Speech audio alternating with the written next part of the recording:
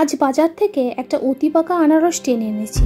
এটা দিয়েই বানাবো আজকে আনারসের ঘেটে ঘ চাটনি। প্রথমে কিছুটা আনারস মিক্সিতে পেস্ট করে রেখেছি, আর কিছুটা আনারস খুব ছোট করে টুকরো করে রস সমেত রেখে দিয়েছি। এবার কড়াইতে টুকরো করে রাখা আনারসটা রস সমেত দিয়ে দিলাম। এবার এতে অল্প একটুখানি নুন দিয়ে ঢাকা দিয়ে ভালো করে 5 মিনিট সেদ্ধ করে নেব। দেখুন আনারসটা সেদ্ধ হয়ে এসেছে, আর তার সঙ্গে রসটাও অনেকটা কমে গেছে। এবার এর মধ্যে দিয়ে দেব পেস্ট করে রাখা আনারসটা।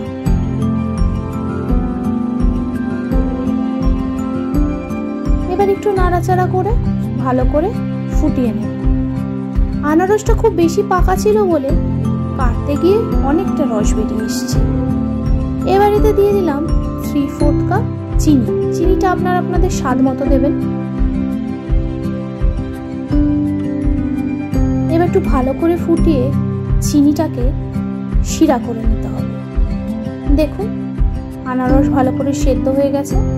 এই সময় ঢাকা দিয়ে সেদ্ধ করবেন, কিন্তু নইলে রস ছিটে গায়ে লাগবে। এ দেখুন চাটনি রেডি। এবার এর মধ্যে দিয়ে দিলাম একটুখানি বিট নুন, আর দিয়ে দিলাম কয়েকটা কাজু বাদাম। আপনারা চাইলে কিশমিশও দিতে পারেন। আনারসটা একটু বেশি পাকা হলে খুব ভালো হয়। দেখুন চাটনি রেডি হয়ে গেছে। যাই দিদিকে একটু টেস্ট করিয়ে নিই। বেকার ভয় দেখাচ্ছিল, বলে আনারসের চাটনি করা নাকি খুব হ্যাপি। দেখুন শর্টকাট বার করে ফেলেছি। আপনারা অবশ্যই জানাবেন রান্নাটা কেমন লাগলো।